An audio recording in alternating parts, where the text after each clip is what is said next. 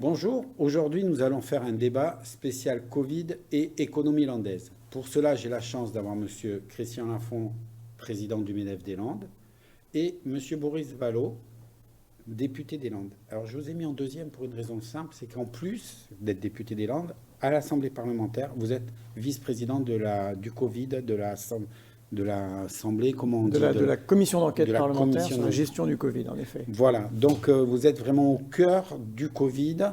Et aujourd'hui, avant de démarrer le problème économique, on va parler vite fait du problème de santé. Où est-ce qu'on en est, je dirais presque réellement en première ligne? Écoutez, moi je suis comme vous à l'écoute de ce que disent les autorités sanitaires et le ministre de la Santé, qui hier, et confirmé par Santé publique France, a eu l'occasion de dire qu'il pensait que nous étions au pic de la seconde vague. Un pic dont on pense qu'il sera suivi par un plateau, puis nous l'espérons par une décroissance du nombre des contaminations, donc du nombre des gens hospitalisés, du nombre des gens en réanimation, permettant, et je crois que ça rejoindra le sujet économique, de desserrer les contraintes sanitaires qui ont été imposées au pays, et en particulier au tissu économique. Donc on est dans ce moment-là. Il faut maintenant travailler à la stratégie de déconfinement parce que, vous le savez, le Conseil scientifique évoque la possibilité d'une troisième vague. J'espère qu'on en sera préservé, mais il faut quand même l'envisager, s'y préparer pour ne pas être dans cette espèce de stop and go assez permanent et qui, notamment pour les chefs d'entreprise, est très déstabilisant. Parce qu'on a besoin, quand on a une affaire, on a une entreprise, on a besoin de visibilité pour des choses parfois très simples. Gérer les congés de ses salariés, pour ne donner que ce seul exemple, et puis prévoir un chiffre d'affaires pour autant qu'on puisse le faire. Mais voilà, sur le plan sanitaire, le risque est très présent, continue d'être très présent. Le virus circule encore. Nous espérons que nous sommes à un pic et que nous allons vers une décroissance. Voilà. On parle sanitaire, justement, et je vais rebondir, Monsieur Lafond, c'est que au niveau santé, les chefs d'entreprise, eux aussi ont des effets. Ils n'ont pas le Covid-19, mais on commence à entendre dire que les chefs d'entreprise, ils vivent des moments très compliqués psychologiquement et qu'il va peut-être falloir commencer à penser aussi à les aider à ce niveau-là. Alors c'est encore plus compliqué que ça. C'est effectivement psychologique, économique, stratégique. Les chefs d'entreprise ne savent plus du tout où ils en sont. En somme, ils sont en train de subir le tsunami que leur impose l'État. Ils ne sont pas fermés de gaieté de cœur. Ils sont fermés parce qu'on les oblige à fermer. Vous savez que quand vous parlez de psychologie, on commence à voir des suicides chez les chefs d'entreprise. Regardez, il y a une jeune Belge de 24 ans qui a un salon de coiffure qui s'est suicidée. On a encore une autre dame qui avait un hôtel qui s'est suicidée. Donc je ne parle que des suicides, des cas les plus graves que l'on connaît. Mais les burn-out. Donc, vous savez, il existe, vous le savez mieux que moi, la règle des 3D qui pèse toujours sur la tête d'un chef d'entreprise. Dépôt de bilan, divorce, dépression. Vous le mettez dans l'ordre que vous voulez. C'est toujours la même chose. Les statistiques chez les chefs d'entreprise l'ont montré à plusieurs reprises. Vous avez toujours ces 3D. Donc, il faut essayer d'éviter le dépôt de bilan. Comment voulez-vous éviter un dépôt de bilan sur des acteurs économiques qui n'ont pas de clarté? On parle de déconfinement, et vous l'entendez sur toutes les chaînes radio, toutes les chaînes télé, il ne faut même plus parler de déconfinement tellement le mot est devenu tabou. Donc en fait, il faut parler d'allègement du confinement. Donc en somme, ils ne savent plus où ils en sont. On a des secteurs d'activité, des pans économiques qui sont totalement sinistrés, mais pas un peu. Totalement sinistré. C'est-à-dire que le patron est à l'arrêt, les salariés sont à l'arrêt. Et actuellement, ces secteurs d'activité sont en partie sous perfusion des aides de l'État. Donc ça ne peut pas continuer comme ça. Comme M. Lafond dit ça, et quand on entend un ministre qui dit embaucher, puis après vous les mettrez au chômage partiel, est-ce que c'est un peu incohérent? La situation elle est très compliquée sur un plan sanitaire et du coup elle est très compliquée sur le plan économique et derrière sur le plan social parce que vous savez le niveau de chômage, la difficulté en particulier des jeunes qui sont une génération Covid, qui est une génération qui est devant le risque d'être une génération sacrifiée. Le gouvernement a besoin de donner de la clarté aux acteurs économiques, pour autant que lui-même ait cette clarté. Et moi, je me garde de donner des leçons trop définitives, Parce que, évidemment que c'est compliqué. Mais on le voit bien, il y a besoin de promptitude dans les décisions. Moi, je crois qu'il y a eu, dans la gestion de la crise, y compris de cette seconde pandémie, un défaut d'anticipation. Rappelez-vous que le 26 ou le 27 août dernier, le Premier ministre disait à propos de la pandémie, il n'y a pas de quoi s'affoler. Je pense que ça a été démobilisateur pour beaucoup de gens. Nous attendions, je crois, le 11 septembre, lors de la conférence du Premier ministre, des mesures difficiles que le Conseil scientifique appelait de ses voeux. Il n'en a pas véritablement prises, ou alors de façon très sectorisée et très insuffisante. Bon, la suite l'a révélé. Donc on est dans un moment où, moi je l'entends beaucoup, les chefs d'entreprise sont très inquiets. Il y a des secteurs, on pourrait évoquer l'hôtellerie-restauration. Le thermalisme. Le thermalisme, ici dans les Landes, vous imaginez, parce qu'ils sont dans un secteur très difficile, et puis ils ont une clientèle qui, j'allais dire dans le profil, peut être plus fragile que d'autres, avec donc plus de réserve à revenir faire des cures. Et quand on vient pour 3 semaines de cure, les stop and go, quand est-ce qu'on redémarre, tout ça était évidemment une grande difficulté. Donc il y a une grande souffrance psychologique, grande inquiétude. Moi je parle, vous savez, de ces chefs d'entreprise qui arrêtent de se payer pour pouvoir continuer à payer ses salariés. Tous ces chefs d'entreprise qui prennent des risques personnels, et qui en effet n'endorment pas la nuit. Aujourd'hui, je crois qu'il y a beaucoup de... Je ne sais pas si je dois le formuler comme ça, vous êtes en contact beaucoup plus directement avec eux, mais il y a une angoisse, quoi. Il y a une angoisse, il y a une peur, il y a aussi sans doute une part de déprime. Voilà.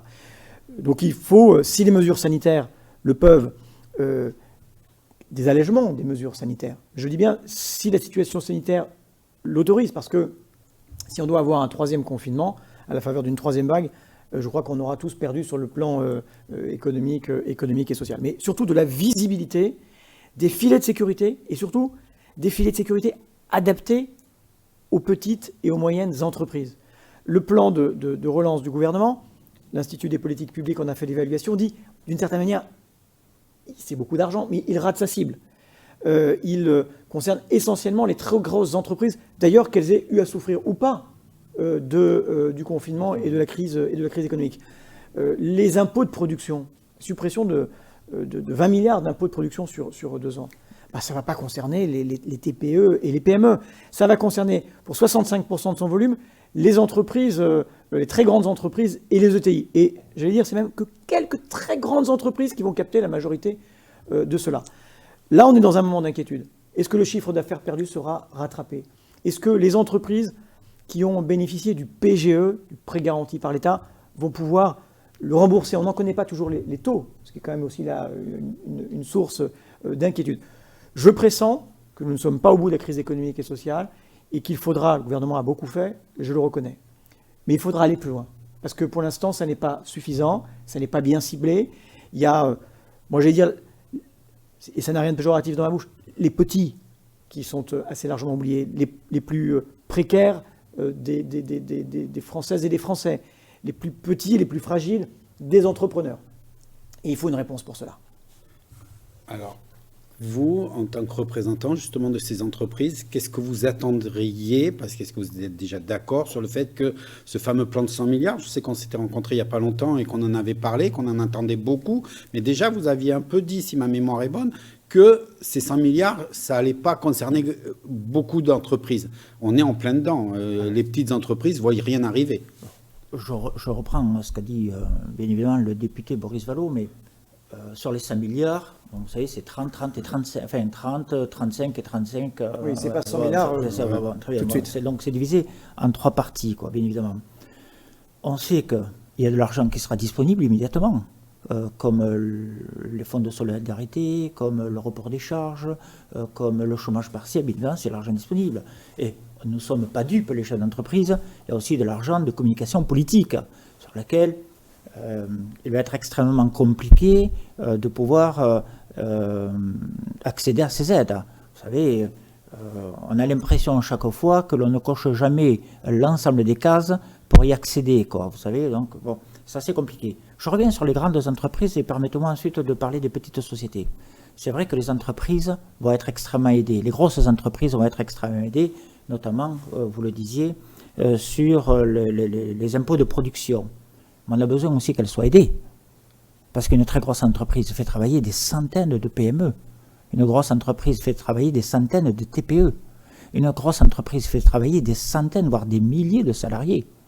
On en a besoin. Il y a une telle concurrence européenne, il y a une telle concurrence mondiale qu'il faut absolument les aider. Je vous rappelle juste que les taxes de production nous donnent un boulet au pied à nos sprinteurs industriels de 6 kilos par rapport au moins à notre concurrent le plus proche, qu'est l'Allemagne. Donc on a besoin un petit peu de les alléger pour les rendre un peu plus concurrents.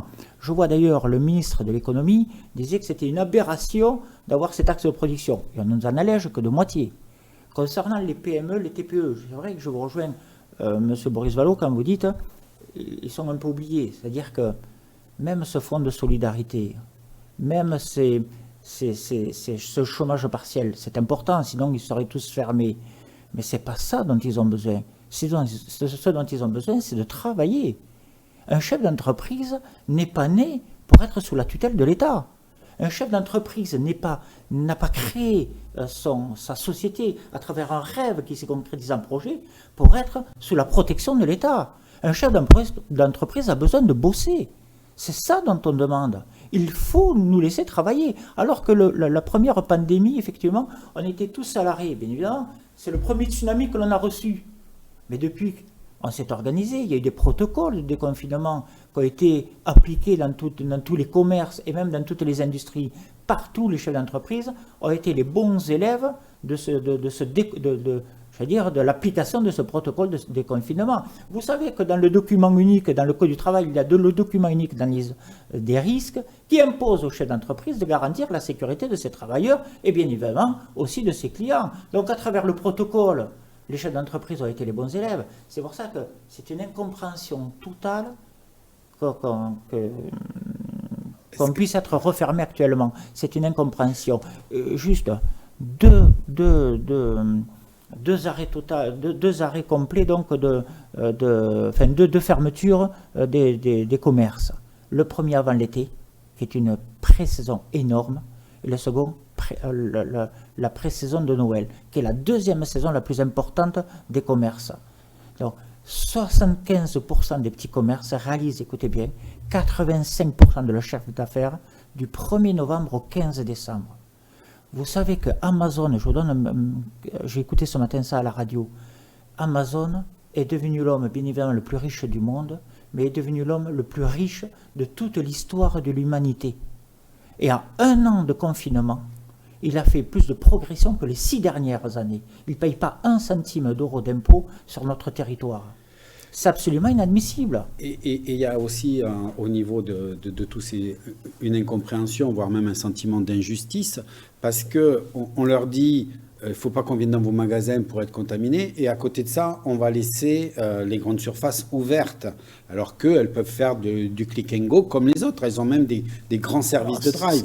Donc ce sentiment de vitesse est quand même assez important. Vous avez vraiment raison de mettre, comme vient de le faire M. Lafont, le doigt sur le sentiment d'une forme de déloyauté de la concurrence. Et d'ailleurs, nous avions, comme d'autres formations politiques, interpellé le gouvernement, s'agissant notamment des rayons dits, entre guillemets, non essentiels, des grandes surfaces, en disant pourquoi demeurent-elles accessibles alors que les commerces de centre-ville sont obligés de fermer. Le gouvernement a été obligé de bouger. Bon, j'avais, moi, formulé d'autres hypothèses. Je ne sais pas si sur le plan sanitaire, ça fonctionne. J'avais dit, mais pourquoi ne partageons-nous pas le temps d'ouverture des commerces? Je ne sais pas, moi, le matin, les grandes surfaces, l'après-midi, les commerces de centre-ville, pour que, précisément, ceux qui font l'essentiel de leur chiffre d'affaires à cette fin d'année puissent vivre, tout simplement, travailler et vivre. Et puis, il y a, en effet, Amazon et toutes ces grandes entreprises qui tirent bénéfice du confinement. C'est comme si on était enfermés dans leur magasin. C'est quand même, pour eux, c'est le pied, c'est le rêve. Vous avez des grandes entreprises qui ont l'équivalent, Apple, c'est quasiment la capitalisation boursière du PIB de la France maintenant. On en vient à des choses qui n'ont aucune espèce de réalité objective. Amazon s'est enrichi considérablement. Ces multinationales, mais comme beaucoup d'autres multinationales, pas que les GAFA, on pourrait parler d'autres grandes entreprises, y compris françaises, ne payent pas les impôts qu'elles devraient. Il y a 40% du résultat des multinationales qui sont consolidés dans des paradis fiscaux. C'est des centaines de milliards qui manquent chaque année aux États. des dizaines de milliards qui manquent à la France. Et donc, si vous faites un raisonnement sans doute simpliste, enfin, il est compréhensible, c'est que les PME payent les impôts des grands groupes qui n'en payent pas suffisamment.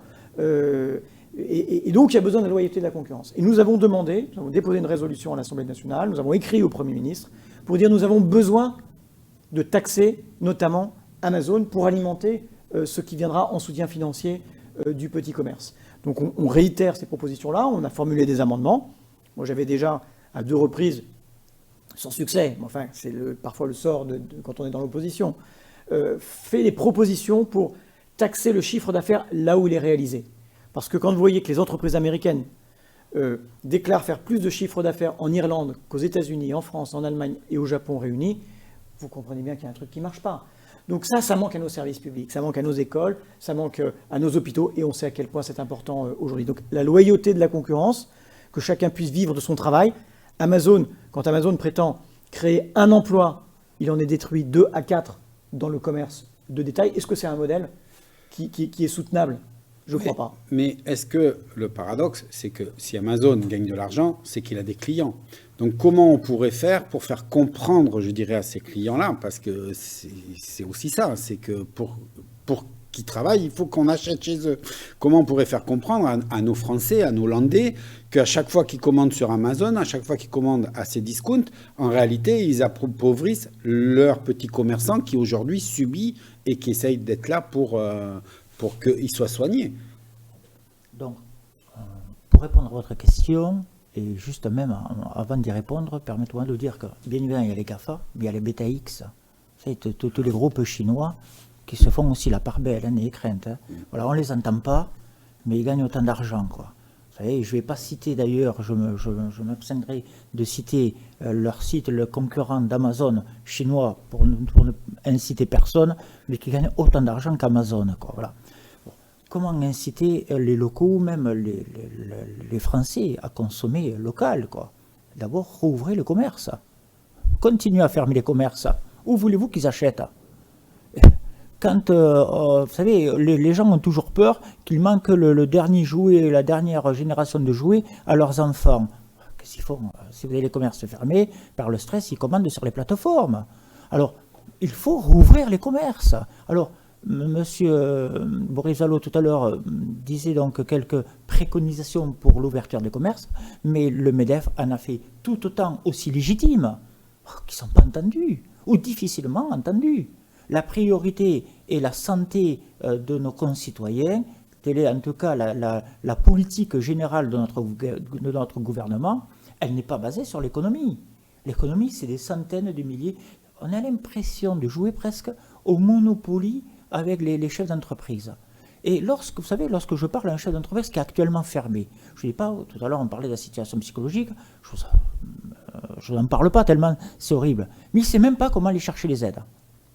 Et souvent, il se limite à une seule aide. Vous voyez, c'est-à-dire, il se dit, bon, mais j'ai besoin du fonds de solidarité. Mais je dis, tiens, tu sais qu'il existe toute une série d'aides. Mais ils ne savent même pas le chercher. Donc, je trouve que ce serait intéressant, par exemple, que le Conseil général, moi, ce qui me vient à l'esprit, mette en place une plateforme pour nous aider, pour nous faciliter à trouver ces aides. Ou, vous voyez, à multiplier le nombre d'aides. Les TPE, c'est les pires. Vous savez, le TPE, c'est grosso modo moins de 10 salariés. Donc, la personne qui travaille avec 1 ou 2 ou 3 salariés, c'est souvent des artisans ou des commerçants qui ont le nez dans le guidon, qui savent extrêmement bien faire leur métier, mais qui n'ont jamais pensé, ni avoir l'esprit d'aller chercher une aide. Alors, vous parliez des grands groupes. Dans les grands groupes, il y a des services spécialisés pour aller chercher les aides locales, les aides départementales, les aides régionales, les aides nationales et les aides internationales. Un petit chef d'entreprise, il est incapable. Ça ne fait pas partie de sa culture. Et en plus, il n'a ni le temps ni les compétences pour le faire. Alors, là, je dirais, on a quand même les chambres consulaires, la CCI et la CMA, je sais qu'ils sont là-dessus. Est-ce qu'il n'y a pas aussi cette difficulté administrative, comme vous disiez, on a toujours l'impression qu'on ne va pas cocher la même case, il y a toujours une case qui ne va pas. Donc, est-ce qu'il n'y a pas aussi une bureaucratie en face de nous qui est très complexe et très compliquée ? Évidemment, la question de la lisibilité ou de l'illisibilité des aides, ça, j'allais dire, c'est pas propre à la crise, c'est un peu tout le temps. Et la simplification administrative, je crois que ça doit être un impératif démocratique. Parce que quand le citoyen ne comprend pas comment fonctionne son État, c'est qu'il ne fonctionne pas bien. Et il est en droit d'exiger qu'il fonctionne mieux. Ça, c'est la première chose. Oui, c'est vrai, vous avez raison de le dire, la Chambre de métier, la Chambre de commerce et d'industrie, la Chambre d'agriculture aussi, ont mis en place des cellules de veille. Je rajouterai le MEDEF aussi. Et bien sûr, quand vous évoquez les chambres, non, mais je pense au chef. Mais voilà. Il a oublié de se citer dans les gens qui aident aussi les siens. Mais bien sûr, et les uns et les autres, on essaye de donner de la visibilité, de la lisibilité à ce à quoi les chefs d'entreprise ont droit. J'ai moi-même, pour les maires de la circonscription dont je suis le député, je leur ai adressé un petit bréviaire sur ce à quoi les entreprises de moins de 50 salariés avaient droit, parce que j'avais mesuré à quel point c'était compliqué, avec des choses assez pratiques. On a besoin de ça. Le département, même s'il n'a plus véritablement la compétence économique, qui est à la région qui a fait aussi un gros plan de soutien aux entreprises, un gros plan de relance. Le département là a voté un budget supplémentaire de solidarité, et pour les petites entreprises, avec la possibilité d'avances remboursables, avec la promotion de l'achat local avec une plateforme qui va être créée, et puis le soutien aussi aux plus modestes des Landais, puisque vous savez que le nombre des demandes de RSA a augmenté de 10%, ce qui est quand même toujours le signe de la difficulté dans laquelle on est. Moi, je comprends évidemment ce que dit monsieur Lafont, l'incompréhension, et aussi les nécessités. Il y a la vie humaine, au fond, elle doit primer devant tout. Il faut toujours trouver des équilibres entre les impératifs sanitaires, les impératifs économiques, les impératifs sociaux. Mais on ne les trouve que dans le dialogue. On ne les trouve que dans une vitalité démocratique qui fait qu'on écoute les corps intermédiaires. On écoute les organisations patronales, les organisations syndicales, les collectivités locales, les parlementaires. Et là, de ce point de vue-là, je dois vous dire qu'il nous apparaît souvent, en tout cas au niveau national, que les consultations sont de pure forme. Voilà. Que quand on réunit par exemple les chefs de parti, les chefs de groupes politiques représentés à l'Assemblée et au Sénat, qu'en réalité, on ne leur dit pas grand-chose, que c'est très sympathique parce qu'on reçoit bien quand on est Premier ministre, mais qu'enfin, il n'y a pas de véritable discussion sur des solutions alternatives. Je plaide, moi, depuis le début de cette crise, en disant bien sûr que c'est compliqué et qu'il faut être modeste parce qu'on ne sait pas comment les uns et les autres auraient réagi. Mais il faut de la transparence. Parce que la transparence, c'est à la fois de la confiance, de la compréhension de ce qui est décidé. Et il faut du dialogue à tous les niveaux, du niveau très local, au plus haut niveau de l'État. Et j'entends que le MEDEF, et je le savais, avait fait des propositions. Beaucoup ont fait des propositions. Bon, de temps en temps, c'est pas mal quand elles sont entendues. Voilà. Vous êtes dans la même sensation ? Je suis tout à fait d'accord avec ce que dit donc le député Boris Vallaud. Nous, d'ailleurs, c'est le ressenti de nos adhérents qui nous demandent « mais qu'est-ce que vous faites ?» Et les adhérents aussi des branches professionnelles qui se rapprochent bien évidemment de leur président en demandant « mais qu'est-ce que vous faites ? Êtes-vous entendu ?» En tout cas, on est entendu, j'ignore si on est écouté, mais on est entendu, quoi. Donc on propose des aides, pas des aides, nous proposons des solutions, des mesures compensatoires. Mais effectivement, on se demande si aujourd'hui on ne parle pas dans le vent, quoi. C'est-à-dire, on a l'impression, je ne rentrerai pas dans la politique, c'est pas mon métier, la politique, mais on a l'impression d'avoir une forme de cacophonie, vous savez, dans ces prises de décision qui nous déconcertent complètement, quoi. Un chef d'entreprise, il ne fonctionne pas comme ça. Un chef d'entreprise, il est très... le chef d'entreprise, il a un rêve, il met en place ce rêve en projet, et puis ensuite il va mettre tous les moyens humains et techniques pour y arriver, avec l'ensemble, bien évidemment, de la réglementation qui l'encadre. Et ensuite il avance. Mais il avance, il continue d'avancer. Or là, on ne sait pas ce qui se passe. Et en de surcroît, au-delà de ça, c'est ultra répressif. C'est-à-dire que vous avez obligation de fermer, on va vous contrôler aussi sur la route, on va contrôler si jamais vous faites mal les choses ou vous ne le faites pas comme on le souhaite, vous voyez. Donc en fait, il y a vraiment même, au-delà de la forme déprimée pour certains, une forme extrêmement colérique pour d'autres. Vous voyez, une fois vous m'interrogez en disant, tiens, est-ce que M. Lafont, les chefs d'entreprise sont optimistes ou pessimistes ? Un optimiste, je vous l'ai toujours dit, qu'un chef d'entreprise qui n'est pas optimiste ne réussira pas. Il ne peut pas l'être, quoi, en somme. Ça fait partie de l'ADN d'un chef d'entreprise. Mais comment voulez-vous être optimiste aujourd'hui, dans lequel on vous dit, vous fermez, Et puis si vous sortez, vous n'avez vraiment pas votre petite fiche, bam, allez, on vous bombarde d'une amende. Et puis si vous, paf, allez, on vous rebombarde. Non mais c'est à moitié répressif. Vous voyez, on jongle entre l'autorité, la répression. Bon, il faut absolument laisser nos salariés travailler, laisser nos chefs d'entreprise travailler. Les salariés en ont autant besoin que les patrons. Les patrons en ont autant besoin que les salariés.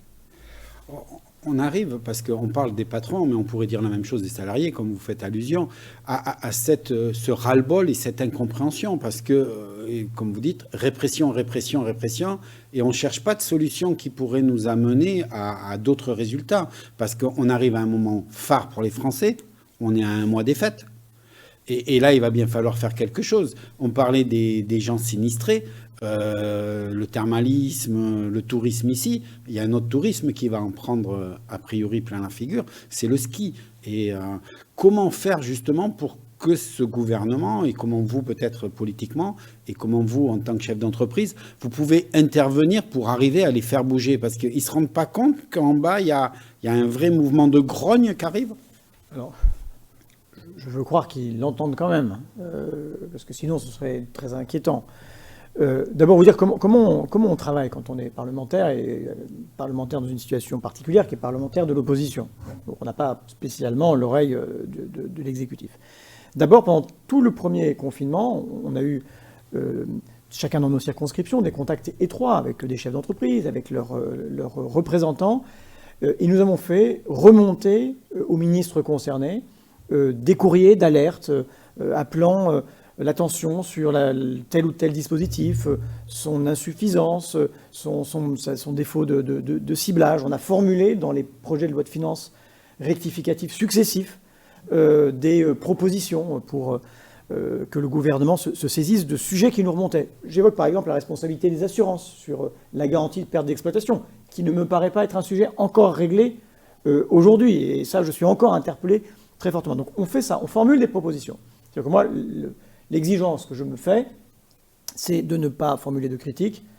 Et je vais faire la confession que je ne m'économise pas en critique, mais je ne m'économise pas non plus en propositions. Et d'ailleurs, vous voyez, au moment du déconfinement, on avait construit un plan, qui était un plan de rebond économique, social et écologique, qui date du 9 juin, qui, sur le terrain à la fois social, économique et territorial, formulait des propositions qui, pour un certain nombre d'entre elles, étaient extrêmement précises. On l'avait fait très tôt, parce qu'on considérait qu'il fallait que l'accompagnement soit le plus précoce possible. Je crois que le gouvernement a trop tardé à présenter son plan de relance. Il a, d'une certaine manière, par rapport à l'Allemagne, eu 6 mois de retard. L'Allemagne avait fait au mois de juin la présentation de son projet.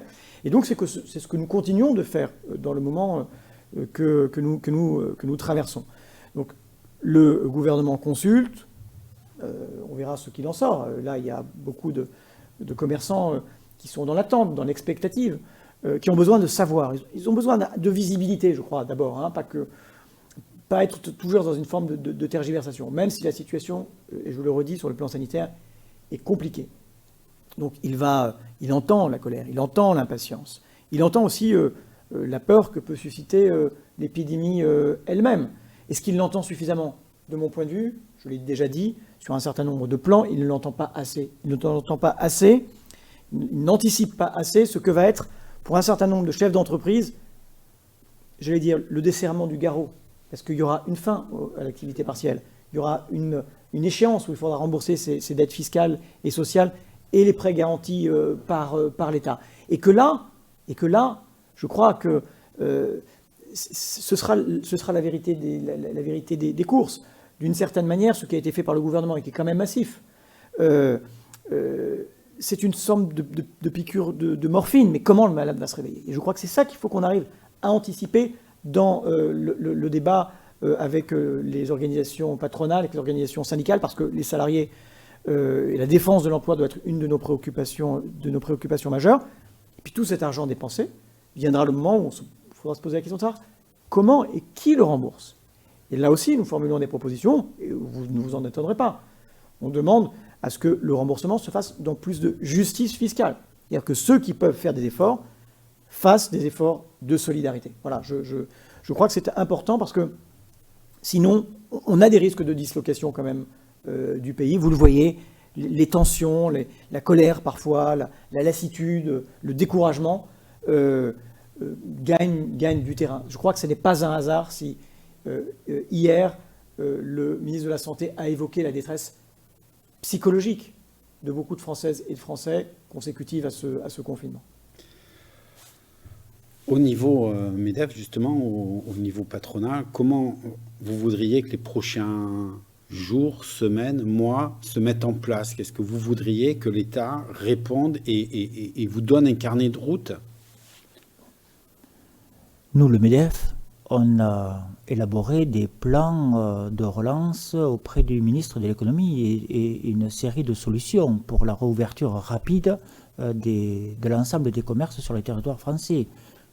Je vous rappelle que l'Allemagne n'a fermé aucun commerce, en dehors effectivement peut-être des restaurants, mais sinon, d'ailleurs les plus touchés parmi cette crise, mais sinon l'ensemble des commerces ne sont pas fermés en Allemagne. Il faut le savoir quand même. Bon. Le MEDEF a édicté, je vous disais, une série de solutions. On ignore si elle était entendue ou pas. Je ne vais pas vous les dicter parce qu'elle est assez nombreuse et il me faudrait bien plus de temps. Mais elle a dicté une série de solutions parce que le MEDEF est au contact de l'ensemble de toutes les branches professionnelles. Je vous donne un petit exemple. La semaine dernière, j'ai réuni tous les présidents de toutes les branches professionnelles de notre territoire. J'ai réuni les 2 présidents des chambres consulaires et le président du tribunal de commerce de Dax. Effectivement, pour faire un point sur notre situation économique et des inquiétudes. Non, mais il y a des incompréhensions totales. Je vous en cite 2. Regardez, l'immobilier n'est pas considéré comme une activité essentielle, donc non essentielle, c'est-à-dire elle est fermée, l'immobilier. Il y a des gens qui sont en mutation. Comment on fait pour les loger si on ne peut pas leur faire visiter les appartements? Il y a des gens qui ont vendu à Paris pour venir habiter ici, pour travailler. Comment voulez-vous qu'on les loge si on ne peut pas leur faire visiter leur future maison? Donc, vous voyez, ces incompréhensions, quoi. Il y a des personnes, des salariés et des chefs d'entreprise qui ont déjà déposé leur préavis de location dans d'autres départements qui viennent chez nous. On ne peut pas les loger, puisqu'ils n'ont pas le droit de faire visiter donc l'ensemble des demeures à disposition de toutes ces personnes-là parce qu'ils ne sont pas considérés comme activité essentielle. Vous voyez un peu les incompréhensions. Je vous donne une autre incompréhension que nous avons dans notre département, une incompréhension majeure. Regardez les établissements de camping, par exemple. Quand vous prenez la communauté des communes du Grand Lac, la communauté des communes de Mimizan, et donc ils taxent, ils prélèvent la taxe de séjour au forfait. Vous vous rendez compte, au forfait. C'est-à-dire que cette année n'a pas été la même que les 30 dernières. Et pourtant, ils prélèvent au forfait des taxes de séjour comme l'année dernière. C'est-à-dire qu'il y a des campings qui doivent payer 120, 150, 180 000 euros de taxes foncières, de taxes de séjour, dont ils n'ont pas du tout les moyens, puisqu'ils étaient à moitié vides. Donc, on a demandé effectivement à l'État, à travers le MEDEF, de réviser et de supprimer de manière définitive les taxes au forfait dans les campings, dans les hôtels, en tout cas dans tous les lieux d'hébergement touristique. Vous voyez un peu ces incompréhensions? Donc on a du travail, le MEDEF a du travail à faire, il le propose, on le fait remonter aussi aux députés, on le fait remonter aussi aux autorités locales, on essaie de le faire remonter à toutes les voies possibles pour que l'État puisse nous entendre. Je vais vous donner une autre incompréhension, ce sont les auto-écoles qui sont fermées mais qui doivent quand même présenter des candidats. Ça ne vous a pas échappé comme... Je reconnais que j'étais un peu surpris quand on m'a raconté cette anecdote. Comment on va changer cette situation? Qu'est-ce qu'il faut faire? Aujourd'hui, il faut rouvrir les commerces dès demain. C'est vraiment la base indispensable pour faire quoi que ce soit. Moi, je dois et vous trouver d'autres solutions. Je ne suis pas capable de le dire. Vous savez, je n'ai pas les données épidémiologiques à ma disposition. Je n'ai pas à ma disposition le Conseil scientifique, Santé publique France et éventuellement d'autres experts. Voilà. Parfois, ce dont on aurait besoin, c'est de comprendre quels sont les fondements, justement, sanitaires, épidémiologiques, qui commandent à telle ou telle décision. Pourquoi peut-on rouvrir une grande surface, mais pas un petit commerce? Sur le plan simplement sanitaire, j'aimerais le comprendre. Je n'ai pas la réponse. Donc je me garde toujours, moi, d'être autorité sanitaire à la place des autorités sanitaires. Donc je plaide à nouveau pour de la transparence, de la pédagogie, de l'explication et surtout de l'écoute, du dialogue, de la compréhension. Si il est possible de bouger sur le plan sanitaire, il faut bouger. Si on nous dit, et je pense qu'il n'y a pas de gens irresponsables, que ce serait de nature, au contraire, à relancer l'épidémie et finalement, peut-être dans quelques semaines ou quelques mois, à commander un nouveau reconfinement, chacun peut comprendre les nécessités de maintenir de la contrainte. Mais on le voit bien, la difficulté là, hein, c'est qu'on ne comprend pas. On ne comprend pas toujours. Donc il y a besoin de cet effort-là. Et puis, quand je disais écouter des solutions, bon, voilà, est-ce qu'on ne peut pas partager le temps d'ouverture des commerces? J'en sais rien. Peut-être que c'est une absurdité sur le plan épidémiologique. J'en sais rien. Mais qu'on nous explique, qu'on nous dise pourquoi. Quand on propose de taxer les GAFA pour soutenir le petit commerce, qu'on nous dise oui, non, comment. Nous, on a des propositions très opérationnelles. Voilà. Donc il y a réussir la phase, si ce n'est de déconfinement, en tout cas de sortie progressive de cette contrainte, c'est-à-dire trouver le bon équilibre entre les mesures économiques et sanitaires, être en soutien inconditionnel, aujourd'hui, demain et probablement encore après-demain, de tous ceux qui auront perdu un chiffre d'affaires qu'ils ne rattraperont pas. C'est ça quand même le risque. Quand vous faites l'essentiel de votre année en 2 mois, bah, si ces 2 mois vous fermez, voilà, vous avez le résultat des courses. Donc dans la durée, soutenir. Et puis je crois qu'on sera sorti d'affaire quand on aura un traitement et quand on aura un vaccin.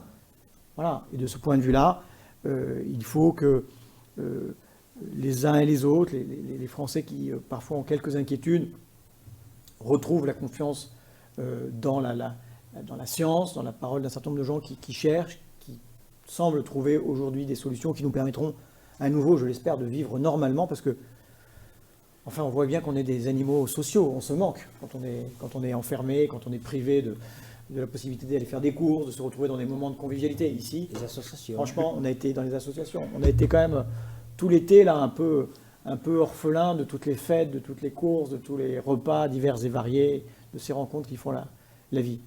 Vous n'avez pas peur que demain on arrive, le problème sanitaire est résolu, quand on voit comment le regard sur l'économie est fait, vous n'avez pas peur que le sanitaire est résolu, donc la crise est finie, et puis on reprend sa vie normale et on oublie un peu le monde économique, parce qu'il va y avoir une sacrée déflagration derrière. Ouais, non, ce dont ont peur les politiciens, bien évidemment, c'est lors de la réouverture des commerces, c'est avoir, bien évidemment, un raz-de-marée humaine qui se jette dans les commerces, et bien évidemment, qui est cette contamination, quoi, hein, c'est un petit peu ça, quoi. Bon, le MEDEF a proposé déjà depuis longtemps de laisser la possibilité de rouvrir de suite les commerces et de donner la possibilité aux consommateurs d'aller faire leurs achats de Noël au moins un certain nombre d'heures par jour, quoi, vous voyez, peut-être 2 heures, 3 heures ou 4 heures par jour, leur laisser le temps d'aller faire les courses. On leur a proposé plus d'amplitude d'ouverture. On leur a proposé d'ouvrir les dimanches. Vous voyez, donc, on a fait des séries de propositions. Lorsque un jour nous aurons le vaccin, j'ignore si l'on pourra dire alléluia ou pas, en tout cas, on comptera les points. Parce qu'il y a des secteurs d'activité qui ne se relèveront pas de cette crise, c'est sûr et certain. Tout à l'heure, on parlait du manquement de chiffre d'affaires, mais aussi de la perte de la valeur marchande du commerce. Vous savez, la semaine dernière, j'ai discuté avec un chef d'entreprise qui a environ 60 ans et qui comptait vendre son restaurant, qui ne vaut plus rien aujourd'hui. Donc, vous voyez, il y a des secteurs, des pans d'activité qui ont perdu une valeur marchande, même pour la revente ou pour la reprise d'activité, vous voyez. Donc, qui aujourd'hui a envie d'aller ouvrir un restaurant, qui aujourd'hui a envie d'aller acheter un restaurant, ben c'est malheureux, parce qu'il y a des restaurants qui ont traversé des générations, il y a des restaurants où des générations de salariés ont travaillé dedans, des restaurants qui ont régalé les bouches de leur clientèle, qui aujourd'hui n'a plus de valeur marchande. Non mais c'est quelque chose de fou. J'ignore si les politiques ou autres arrivent à se rendre compte de cette situation, quoi. Tout à l'heure, vous disiez, je n'ai pas la compétence de savoir s'il faut rouvrir ou pas, ou vous ne pouviez pas le dire. Nous, MEDEF, on le dit, ouvrez l'ensemble des commerces français. Alors peut-être avec des protocoles de déconfinement plus sévères, peut-être, avec peut-être des couvre-feux, peut-être, mais rouvrez. Les commerçants ont besoin de travailler. Ce n'est pas leurs aides, ou leur, je vais presque dire, je ne serais pas très bon si je disais ça, et peut-être que Geoffroy Roux de Béziers, mon président, m'entendrait, me dirait, fais attention, Christian, à ce que tu dis, mais je vais presque dire, parler de presque de pseudo-aides, parfois. On a des aides réelles, puis il y a des aides qui ne concernent pas les TPE, les PME. En tout cas, ils n'y auront pas accès, quoi. Donc, il faut les rouvrir, sinon ils vont mourir, quoi. Comprenez qu'à travers la mort d'un chef d'entreprise, il y a la mort d'une famille. Comprenez qu'à la mort d'un chef d'entreprise, il y a la mort de salariés, quoi. Un chef d'entreprise, je vous le rappelle, n'a pas de chômage. C'est-à-dire que quand il arrête, il n'a plus rien, il a zéro. C'est-à-dire que le moment où il arrête, toutes ses économies, en fait, sont parties là-dedans, quoi. Le gars, il n'a plus rien. C'est-à-dire, du jour au lendemain, de chef d'entreprise à lequel il a traversé le temps, il se retrouve au RSA, cumulé de dettes. Je sais pas, il faut arriver à percevoir, en fait, cette ampleur, quoi, vous voyez. Alors, quand on entend, effectivement, les politiciens parler aux chaînes de télévision en disant « on va aider », mais je vous le dis franchement, et je parle avec le cœur, et vous savez comment je fonctionne, on s'en fout, nous, de tout ça. Nous, ce qu'on veut, c'est travailler, point à la ligne. Donc, on a la saison de Noël à faire, il faut que les commerçants la fassent. Je reviens rapidement, hein, je mobilise un petit peu plus la parole, oui. Mais excusez-moi, mais je reviens sur la grande distribution. Quand on a fermé les rayons non essentiels, c'est une absurdité. C'est encore aggravé, c'est encore augmenté, si vous préférez. En fait, le chiffre d'affaires d'Amazon. Une grande surface, c'est un commerce local qui paye ses impôts localement et qui emploie des locaux. Alors c'est vrai qu'il est en concurrence directe avec les petits commerçants, mais il fallait ouvrir les petits commerçants. Vous voyez, on a besoin. Juste, enfin, un dernier mot sur les grandes surfaces. Aujourd'hui, les grandes surfaces commencent à mettre du personnel en chômage partiel. Ce n'est jamais arrivé dans l'histoire de la France que les grandes surfaces, la grande distribution, commencent à mettre du personnel en chômage partiel. Croyez-moi, monsieur Poinsignon, ce n'est pas un signe très très bon, ce n'est pas un signe très positif quand la grande distribution commence à mettre en place du chômage partiel dans les établissements. Puisque c'est eux qui sont au sommet quand même de la pyramide alimentaire. Et donc on a tous besoin de passer par eux. On a aussi beaucoup, on parle peu, mais dans l'agriculture aussi, il y a beaucoup de désespoir, alors que les gens sont revenus locaux, mais ça ne tourne pas tant que ça. Je veux dire, là, la question est plus structurelle, hein. Elle est plus ancienne. Vous évoquiez tout à l'heure le suicide des chefs d'entreprise. La question du suicide des agriculteurs, vous le savez, est une question prégnante. Bah, vous savez, c'est vrai dans un cas comme dans l'autre. C'est comment vivre de son travail. Quand en plus de ça, on ne s'économise pas, qu'on aime son boulot. Et s'agissant de l'agriculture, c'est quand même l'Organisation internationale des marchés. La fin de la régulation régionale, européenne en l'occurrence, la fin des quotas laitiers, quotas sucriers, bah, ça fait des dégâts. Ça fait des dégâts quand nos propres agriculteurs sont face à une concurrence qui est une concurrence déloyale, qui utilise des produits que nous nous interdisons, qui ne protège pas les travailleurs agricoles comme nous le faisons. Et nous avons raison de le faire. Mais on devrait aussi de temps en temps, au plan européen, dire qu'on ne peut pas avoir d'accord de libre-échange en échange de rien. Vous voyez, le CETA, les accords sur le Mercosur, c'est une génération de traités qui, je crois, est datée. Parmi les leçons de la crise, il y aura aussi notre rapport au libéralisme et au capitalisme financier qui sera posé. On a besoin de régulation, on a besoin de règles justes et qui soient les mêmes pour tous. Et si ce n'est pas les mêmes pour tous, eh ben, on se protège de la déloyauté. Je rebondis sur le fait d'ouvrir les commerces. Une chose que vous n'avez pas dite, ou je vais peut-être te dire une bêtise, vous allez me le dire, c'est qu'en plus, suite au premier confinement, tous ces petits commerces avaient mis en place des protocoles qu'on leur avait exigés, très lourds et très coûteux. Donc aujourd'hui, ils sont prêts pour recevoir du public dans des conditions sanitaires sûrement top niveau.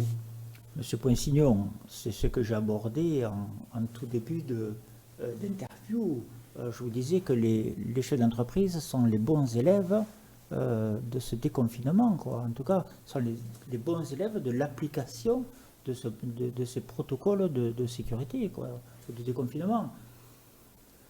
Vous savez, tous les chefs d'entreprise, quand on parle de petits commerces, derrière, il y a des grossistes qui ne travaillent pas. Quand un restaurant ne travaille pas, les grossistes des débits de boissons ne travaillent pas.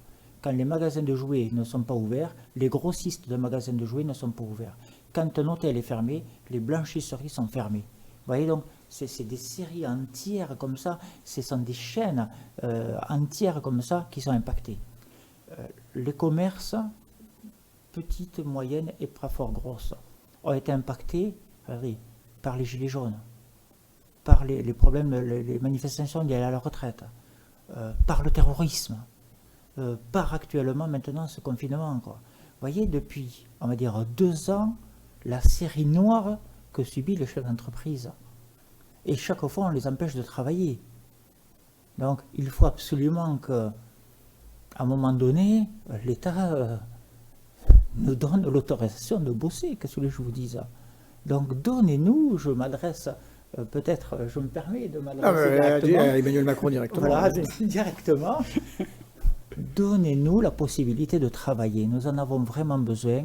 Tous nos adhérents nous le demandent. Ils sont bons élèves, faites-leur confiance, ce sont des personnes responsables. Il faut absolument qu'ils puissent travailler. Est-ce que vous êtes d'accord pour qu'on arrête ce débat sur cette donnée ou est-ce que vous avez un dernier mot à rajouter?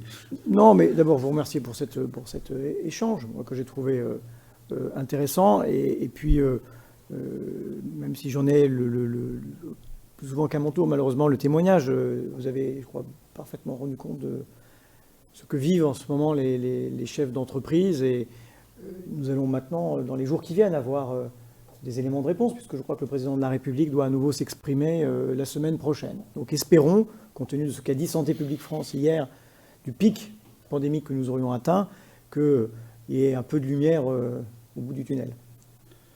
C'est justement, à chaque fois, on s'exprime en disant, on ne sait pas trop, vous voudriez qu'on vous donne des dates fixes, un vrai plan de travail sur les 6 mois? Je voudrais qu'on ouvre demain. Au moins, c'est clair. Voilà. Je voudrais les commerçants, les artisans, toutes les professions fermées souhaitent rouvrir. Un chef d'entreprise n'a pas vocation à rester chez lui. Un chef d'entreprise n'a pas vocation à regarder son commerce fermé. Vous vous rendez compte, il n'y a rien de plus déprimant que tous les matins venir voir sa vitrine fermée, quoi. C'est pas pour ça qu'il a créé. Je vous remercie. Allez-y. Non. Alors, je vous remercie beaucoup. Monsieur Vallot, merci d'avoir pris le temps de venir parce que vous continuez, je tiens à le dire, à faire vos allers-retours entre Paris, les Landes et d'être au contact des Landais. Hein, ça fait aussi partie de votre travail, de nous défendre à Paris et d'être. Monsieur Lafont, je vous propose qu'on se retrouve et on changera de député.